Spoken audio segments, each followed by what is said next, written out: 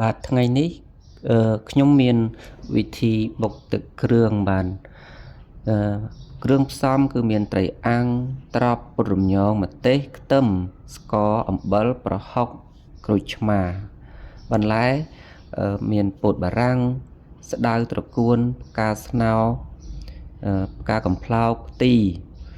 ចំណែកឯវិធីធ្វើនោះគឺយើងយកត្រប់ពុតរំញងហ្នឹងគឺយកទៅលីងបាទត្រប់ប្រមាណជា2ខាំ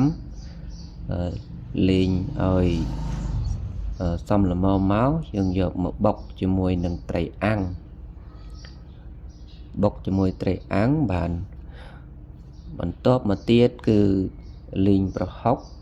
បាទប្រហុកសាច់របស់យើងនេះបាទយកមកបុកបញ្ចូលគ្នាមានខ្ទឹមមានម្ទេសនេះដាក់បុកបញ្ចូលគ្នាមកបាទបុកឲ្យម៉ត់បុកឲ្យសព្វទៅបាទគឺពិតជាមានរសជាតិឆ្ងាញ់ហើយវិធីធ្វើក៏ងាយដែរនេះគឺជាក្រូចឆ្មាហើយយើងច្បាច់យកទឹកដាក់បញ្ចូលគ្នាបុកទៀតបាទដាក់ស្ករហើយចំណែកផ្ទីហ្នឹងគឺយើងស្រុះទៅបាទយកទៅស្រុះទៅ